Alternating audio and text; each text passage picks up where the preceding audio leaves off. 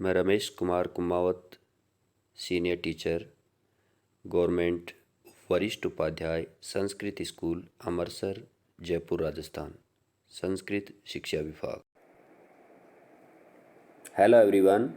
कक्षा 10, विषय विज्ञान, अध्याय 6, जैव प्रक्रम। इसमें आज हम विषमपोषी पोषण को लेकर चर्चा करेंगे। पिछली क्लास में हमने स्वपोषी पोषण, ऑटोट्रोपिक न्यूट्रिशन के बारे में अध्ययन किया था। आज हम हेट्रोट्रोपिक न्यूट्रिशन इन एनिमल्स, जंतुओं में विषमपोषी पोषण की लेकर के चर्चा हम करने वाले हैं। क्योंकि हम जानते हैं कि प्रत्येक जीव अपने पर्यावरण के लिए अनुकूलित होता है। उसके भोजन के स्वरूप और उपलब्धता के आधार पर पोषण की विधियां भी अलग अलग प्रकार की देखी जा सकती हैं। उदाहरण के लिए यदि भोजन स्रोत अचल है, जैसे कि घास, या गतिशील जैसे हिरण, दोनों प्रकार के भोजन का स्रोत अभिगम का तरीका भिन्न भिन्न है। गाय व शेर किस पोषक उपकरण का उपयोग करते हैं?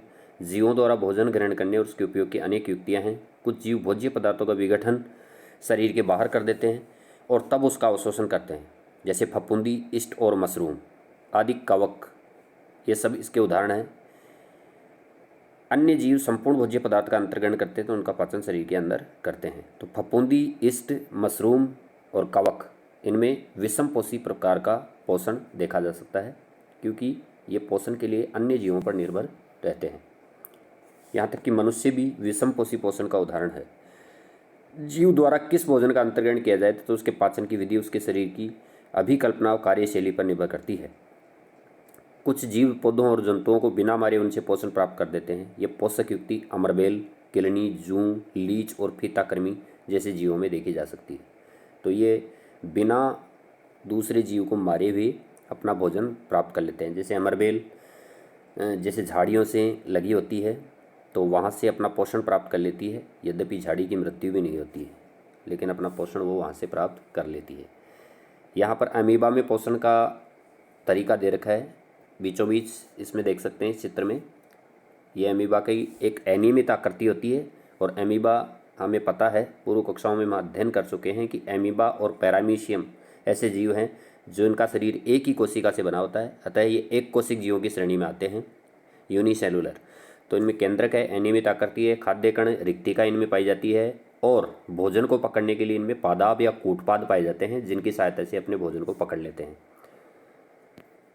और रिक्तिका के अंदर संचित कर लेते हैं। एक कोशिक जीवों में भोजन संपूर्ण सतह से लिया जाता है। अमीबा कोशिकीय सतह से अंगुली जैसे अस्थायी प्रवर्ध की मदद से भोजन ग्रहण करता है। ये प्रवर्ध भोजन के कणों को घेर लेते हैं तथा संगलित होकर खाद्य रिक्तिका बनाते हैं। पैरामीशियम भी एक कोशिक जीव है और इसकी कोशिका का एक निश्चित आकार होता है तथा भोजन एक विशिष्ट स्थान से ग्रहण किया जाता है। भोजन इस स्थान तक पक्षमाप की गति के द्वारा पहुँचता है।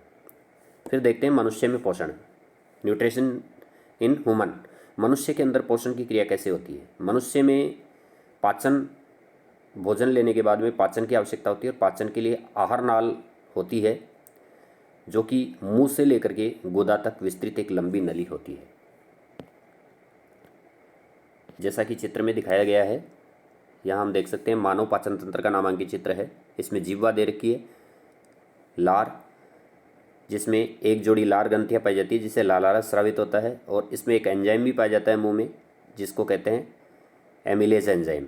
ये एमिलेज एंजाइम जो जटिल भोजन हम लेते हैं उसको सरल शर्करा में तोड़ देता है, यानी जटिल मंड को सरल शर्करा के अंदर ये तोड़ने का कार्य करता है। तो इस प्रकार से हम इसमें पाचन की क्रिया देखेंगे। लार ग्रंथि या लाला ग्रंथि से लालारस स्रावित होता है, जो भोजन को हम खाते हैं उसके साथ ये मिल जाता है और उसको भोजन को लसलसा बना देता है। अब भोजन को चूंकि छोटे टुकड़ों में बांटना है, उसको जटिल से सरल में बांटना है, तो इसके लिए उत्प्रेरकों की क्रिया करवाई जाती है। जैव उत्प्रेरक होते हैं जिसे एंजाइम कहते हैं, और ये एंजाइम इसको टुकड़ों में बांटने का कार्य करते हैं। मंड जटिल अणु को सरल शर्करा में खंडित कर देता है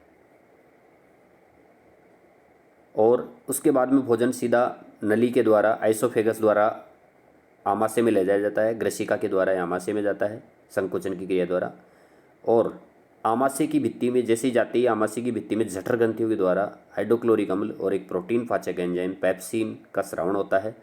हाइड्रोक्लोरिक अम्ल भोजन को अम्लीय माध्यम प्रदान करता है, उसे अम्लीय बना देता है। आमाशय से भोजन अब क्षुद्रांत्र यानी छोटी आंत में प्रवेश करता है और आहार नाल का यह सबसे लंबा भाग होता है, छोटी आंत क्षुद्रांत्र जिसको बोलते हैं। घास खाने वाले शाकाहारी सेलुलोज पचाने के लिए लंबी क्षुद्रांत्र की आवश्यकता होती है घास खाने वाले जंतुओं में, जबकि मांस खाने वालों में क्षुद्रांत्र यानी छोटी आंत की लंबाई कम होती है। क्षुद्रांत्र कार्बोहाइड्रेट, प्रोटीन, वसा का पूर्ण पाचन है, यानी पूर्णतया तीनों का कार्बोहाइड्रेट, प्रोटीन, वसा का पूर्णतया पाचन, यानी अधिकांश जो पाचन की क्रिया होती है वो छोटी आंत्र क्षुद्रांत्र के अंदर ही होती है। अब यहाँ से अग्नाशय से श्रावण प्राप्त किया जाता है और भोजन अम्लीय है उसको सारीय बना दिया जाता है, क्योंकि यह कार्य यकृत से स्रावित पित्तरस करता है। अग्नाशय से अग्नाशय रस का श्रावण होता है, जिसमें प्रोटीन पाचन के लिए ट्रिप्सिन एंजाइम होता है, प्रोटीन पाचन वाला ट्रिप्सिन एंजाइम, जो इमल्सीकृत वसा का पाचन करने के लिए लाइपेज एंजाइम होता है। यह क्षुद्रांत्र की भित्ति में ग्रंथि होती है जो आंत्र में रस स्रावित करती है। इसमें उपस्थित एंजाइम में प्रोटीन्स को एमिनो अम्ल, जटिल कार्बोहाइड्रेट को ग्लूकोज में और वसा को वसाम्ल और गिल्सरोल में बदल दिया जाता है।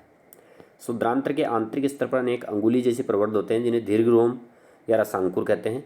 ये सतह के अवशोषण का क्षेत्रफल बढ़ा देते हैं। बिना पचा भोजन वर्धांत्र यानी बड़ी आंत्र में भेज दिया जाता है, जहाँ दीर्घरोम इस पदार्थ में से जल का अवशोषण कर लेते हैं और अन्य जो अपशिष्ट पदार्थ होते हैं वो गुदा द्वारा शरीर के बाहर निकाल दिए जाते हैं। इस प्रकार से ये पाचन की संपूर्ण प्रोसेस मुंह से लेकर के यानी मुख गुहा से स्टार्ट होकर के गुदा द्वार तक समाप्त होती है।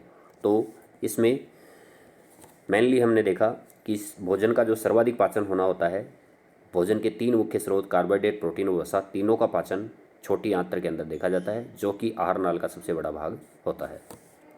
आगे हम चर्चा करेंगे श्वसन की क्रिया को लेकर के। पाचन की क्रिया कंप्लीट हो चुकी है।